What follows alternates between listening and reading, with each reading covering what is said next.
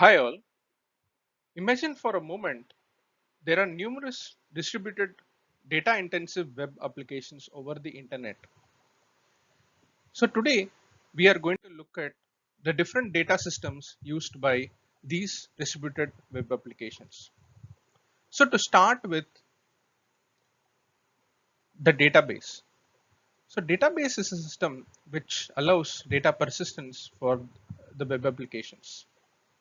So the expectation is that once the data is persisted, there are these asset properties, which is specifically for the relational database. So now, for example, if we take Stack Overflow, so they rely on the database SQL Server.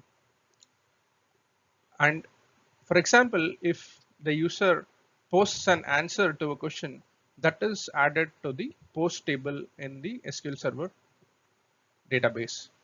So this is just an instance of a distributed application which relies on a database. Now, the second case of an example of a data system is to do with something called a message queue. For example, in Flipkart, let's assume somebody has purchased an order, given an order, has done some kind of payment on some particular item. Now, this order service, so we have two services here. You have order services and you have delivery services.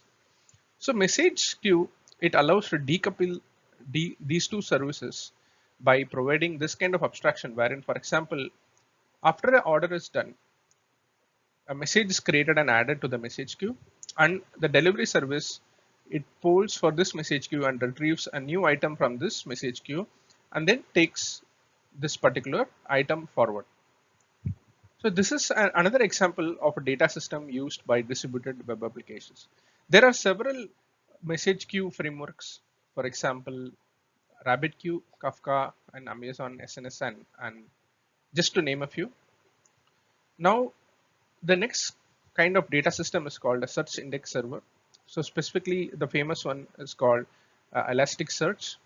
So here we can see a case of Netflix, wherein specifically the customer support team, they leverage Elasticsearch extensively. For example, if let's say there is a complaint from the customer, so prior to that, what happens is every request and response is is indexed into Elasticsearch, and moreover specific to the user. So we can imagine that the JSON object which is stored in an Elasticsearch, there will be user entity stored as part of that. So let's say later when customer support engineer tries to resolve the query for a customer, it's easy for the customer support team to locate that particular specific request response and then handle that scenario accordingly.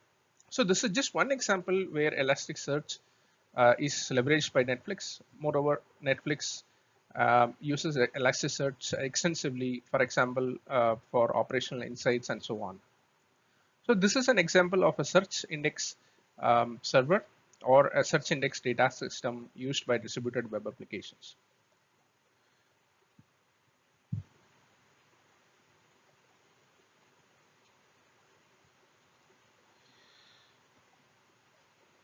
So now let's go to the next data system, which is called the in-memory cache.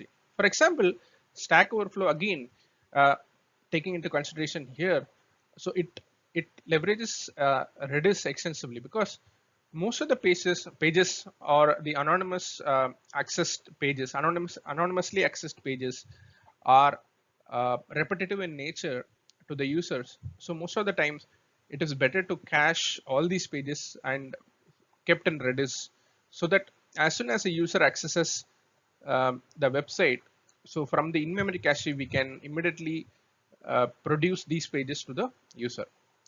So again, so here the backend is SQL Server, but the in-memory cache is Redis. So one thing to note here is the cache hit ratio. So it is always better that you have a high cache hit ratio. Otherwise, your in-memory cache is not very useful, or probably the entries which you are caching, that strategy may need to be improved. So this is again Another example of a data system used in distributed web apps, the in-memory cache.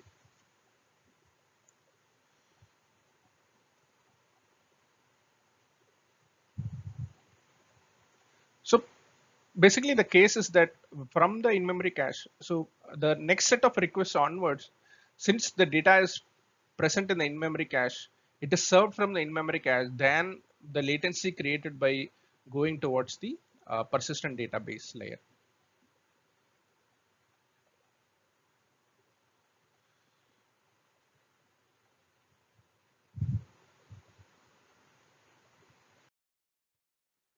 So the next aspect we need to look into architecting the data systems.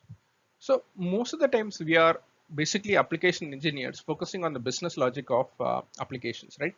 But once we go into the world of data intensive distributed web applications, we migrate towards being a data systems engineer, or we basically focus more than just the application. We also need to think about the different data systems involved in our entire architecture, right? So for example, given this scenario wherein you have user accessing the system, you have the service layer, and then you have the database layer wherein you have a persistent database, you have a in-memory cache, and you have a search index server, right?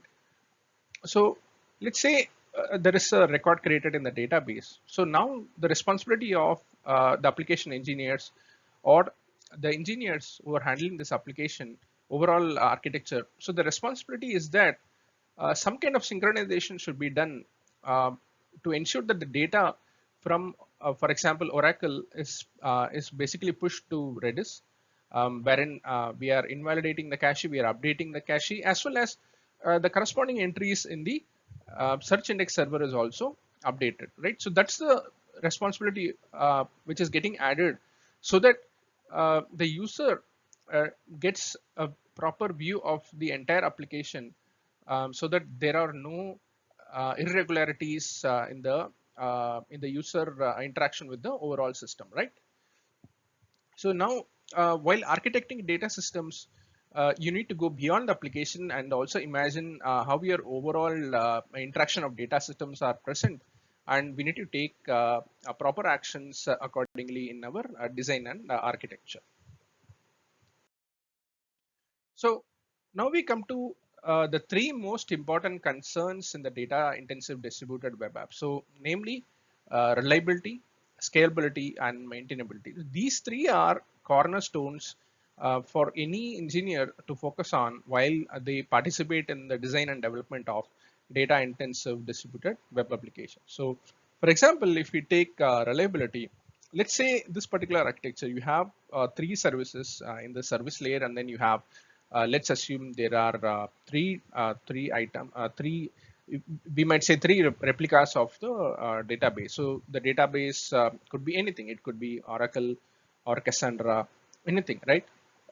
So let's assume now the user basically gives a request to one of the services, and let's assume over a period of time, one of the database goes down, right? So now the services or the entire architecture should be intelligent enough that it should be able to retrieve the record from the other database which is present. So regardless of hardware faults or software faults which can occur, or even human error could occur at any given point of time, the system should be reliable in the sense that uh, it should be able to serve the request from the user in a reliable manner, should be able to give the response. So it should not happen something like you have a lot of databases, you still have, let's say, two databases up and running, and then just because one of your replica is down, you send back to the user that system is down, right? Means imagine the user experience, and probably they might think of moving away from your application, right? So the system should be reliable. Now the second case, or the second cornerstone to be considered, is about the scalability. Imagine initially you have just a single user, right? And over a period of time, you have multiple users signing up, right? So imagine the scale of users, right? So still your architecture should be in such a way that it should be scalable and it should be able to serve increasing set of users. So that is another cornerstone of data intensive distributed web apps, right? Now The third case is about the maintainability. So regardless of your architecture or the underlying architecture, so what the maintainability is that you should be able to maintain your systems, and the user should be able to continue using your application regardless of what happens behind the scenes or what kind of operations you deal with, or from time to time what the teams which keep on migrating to different architecture behind the scenes, or probably the engineers might move away from the company itself, right? But still the kind of productivity which is continuously maintained, right? So all this comes into the purview of maintainability. So here, for example, let's say you have a message queue internally leveraging RabbitMQ. Slowly you have moved away from that and probably you have moved to Kafka, right? So still your application should continue to operate, um, uh, for example, invisibly, like in the sense users should not even get to know something is happening behind the scenes. So basically your overall system should be maintained properly. So this is just another cornerstone and very important concern in the data intensive distributed web applications.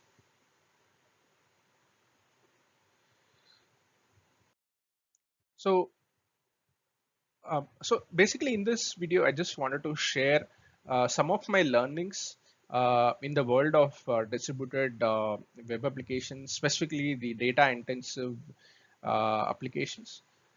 Thank you for watching. Bye.